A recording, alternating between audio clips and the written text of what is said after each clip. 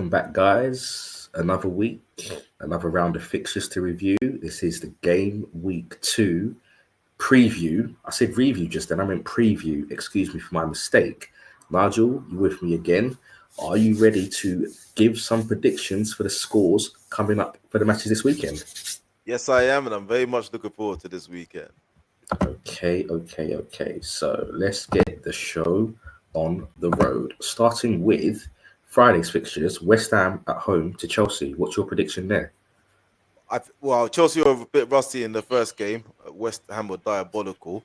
I don't expect anything to change from a West Ham perspective, but I do expect you to see Chelsea to come into form now, where they got a full week worth of training. So for this one, I've got a 3-0 away win to Chelsea. 3-0. Goodness gracious. I've got 2-1 Chelsea. I think both teams are going to take time to find form. Well, I think West Ham have found their form. I think they were a bit unlucky in the Sunderland match. I think the 3-0 scoreline was a bit flattering. However, I do see Chelsea winning this, so I'm going to go 2-1. Let's move on to Saturday's fixtures. We start off with Manchester City at home to Tottenham. What's your prediction there? Wow, there's a bit of doom and gloom around the Tottenham Stadium right now, isn't it? And I fully expect Man City to firmly rub salt into that wound. And with this, I expect a good victory for Manchester City, and I've got a 3-1 victory to Manchester City. I'm with you on that. I think this is going to be a City victory. I think it's going to be 3-1. And I see it going similarly. Their last result, I see 2 for Haaland, 1 for Reinders, mainly because I've now got them both from my fantasy team. Yeah, sounds like you did. Yeah. The next match is Bournemouth at home to Wolves. How do you see that one going? I was very impressed with. I know they lost 4-2. I was impressed with Bournemouth. I thought they were extremely unlucky to concede the first 2 goals. It was ricochets all over the place. Wasn't any real interplay. And then as they were pushing on, then Liverpool hit them on the counter. So, and they're doing that. I was not expecting that from Bournemouth with all their defense being sold. But with this, after seeing Wolves' performance, toothless, blunt, I expect Bournemouth to come away with a victory here, and I'm looking at 2-1.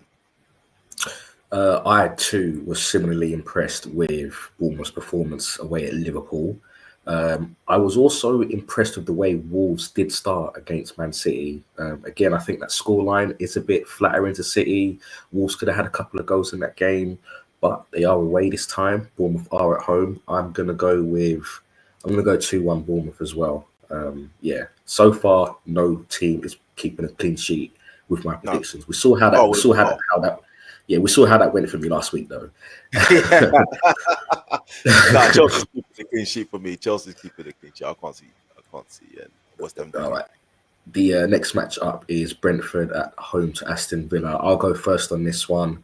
Brentford extremely poor against Forest away from home. A Forest team that wasn't really scoring goals in pre-season. I think I did make that point. Aston Villa looked absolutely terrible at home to Newcastle, even before they went down to 10 men. However, they do have undoubted quality.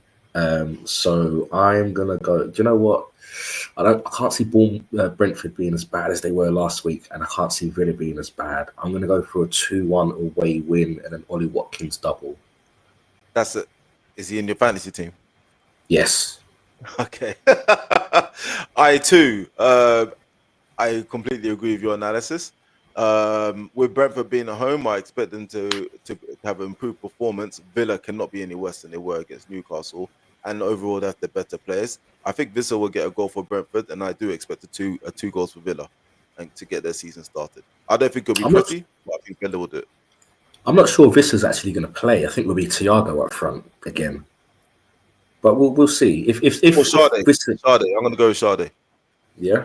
Okay. Yeah. So what's your prediction for the score? Still 2-1 Villa. Away win. Okay.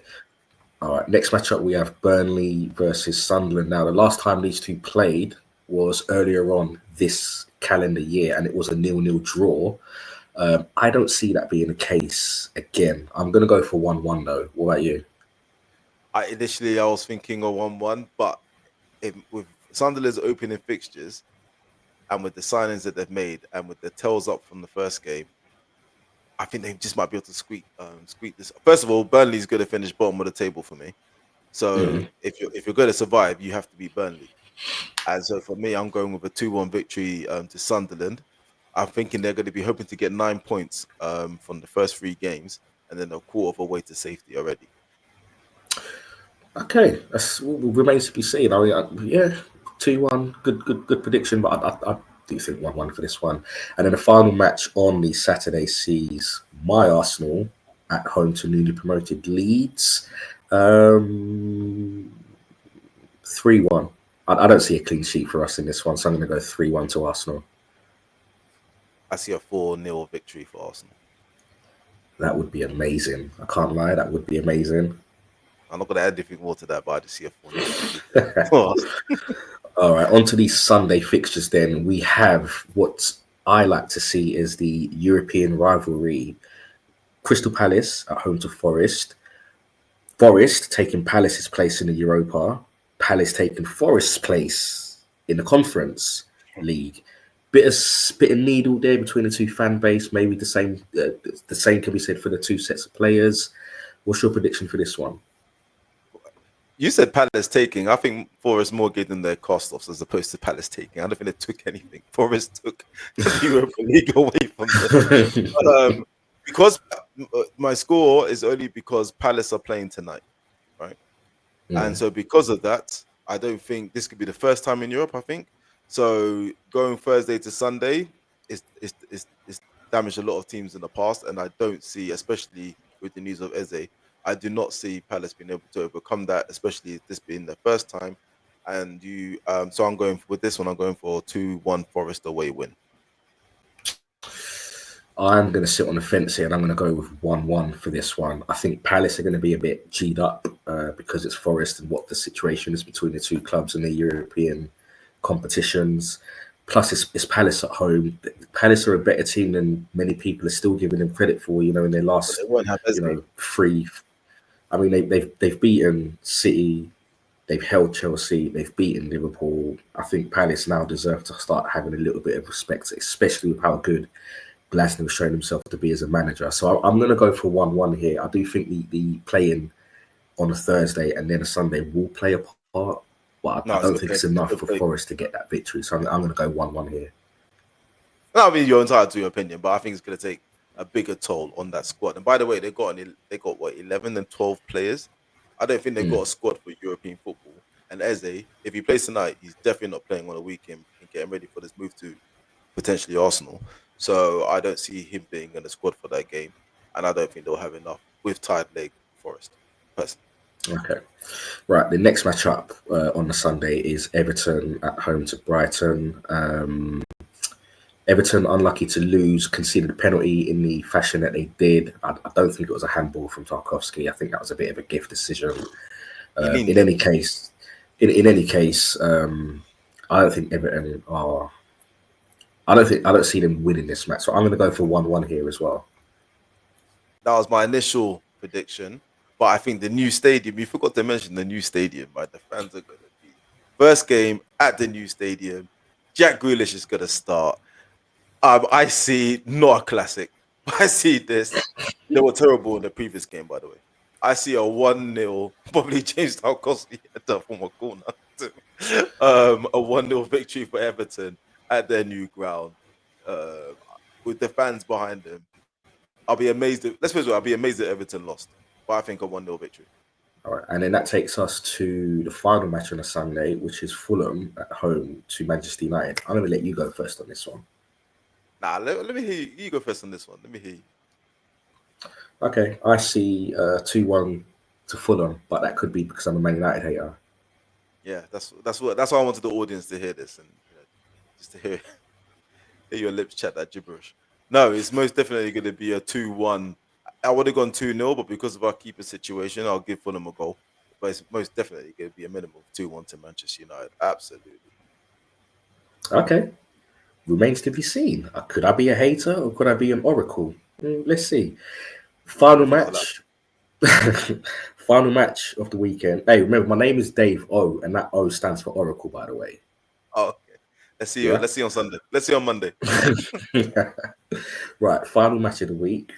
This is a big one, Nigel. This is a huge one. Game of the season, potentially. Winner gets Alexander Isak. It's Newcastle at home to Liverpool. What's your prediction here? Well, in that case, winner gets Isak, then Liverpool get Isak because it's going to be a 2-1 away victory. Newcastle were toothless. They played well. I don't think they're going to get. I think they're going to hold their own, but I think Liverpool are just lucky at this moment in time. Newcastle are toothless, and it's going to be a victory for Liverpool, and they'll take Isak. I see 1-1, nobody winning, and Isak stays at Newcastle. That's my prediction. If you said winner takes Isak, Isak's going to Liverpool. Liverpool will win. Well, winner takes Isak. There's no winners. Therefore, Isak plays for the under-21s. The first team can't use him, and Liverpool can't use him. Does he still get paid the salary? As long as he turns up for training, he'll get that salary. Okay, cool. I can't see Liverpool watching Arsenal win, Man City win, Manchester United win, Chelsea win, and Chelsea win, and not respond. We'll see if PGMOL have their back. But the Newcastle fans are going to be absolutely fired up and berating them. If it's honestly, if Newcastle had bought Vissel or someone like that, I would actually flip it and say either a draw or even a Newcastle potential win, with all the animosity that's going on there. But I just watch the game together, right? Newcastle Villa. Yeah, and I just can't. I can't see it. Can't see it. I mean, I can't see Elanga having as poor a finishing as again. You know, Liverpool were kind of exposed by Bournemouth's counter-attacking, and Newcastle kind of play that way. So I think it's. But with Isak, the Newcastle everyone's talking about is with Isak in the team. He's not in the team. I hear that, but I just feel with what has gone on this summer, there is going to be so much animosity in that game, and we know how man like Bruno Guimaraes likes to play and Joe Linton.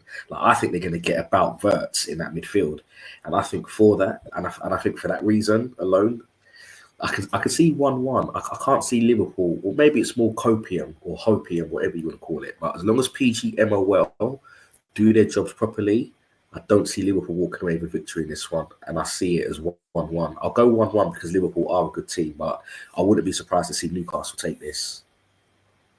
It sounds like an Arsenal fan, wishful thinking, but okay, we'll take that. If you remember, when you played Newcastle in the League Cup last season, right? And they beat you for as well as they played, it was down to Isak, right? Would that result have happened without Isak? Probably not. No. And wasn't it the classic between Newcastle and Liverpool last season when Isak absolutely did he score a hat-trick or 2 amazing goals in that game? It's Isak. 2, I think it was 2. He's the cherry on the top, and without him, I can't see it. But I'm here to be proven wrong, and I definitely can't see Liverpool seeing all of you guys win and just sit there and let you take the lead. I don't know if you've heard the news, but Liverpool have now lost Frimpong until after the international break, so they have no right back because I think Conor Bradley is still out, and we saw how they looked when they brought Endo on. Was it? Yeah, Enzo, and we were like, was it Endo? And Endo. Yeah. I talk about my fantasy team, so I'm not really bothered. It's the truth. Same. Yeah. So you've got a 2-1 Liverpool victory, and I've got 1-1 or 2-1 Newcastle's way. Yeah, if Isak was playing, 2-1 Newcastle, but yeah. Okay, all right. On that note, we shall leave all of the predictions there, partly because we've run out of matches to predict, and partly because I'm tired, bruv. I need to get me some sleep. So, on that note, Nigel, thank you for joining me. Okay, I look forward to reviewing these matches. Look forward to reviewing these fixtures with you in future, and then we've got our game week 3 next week. So, on that note, Nigel, take care, and I'll see you soon, buddy. And soon, take care. And also for the listeners still watching, or for the viewers still watching, thank you for getting this far, and we'll see you on the next episode of Over the Line.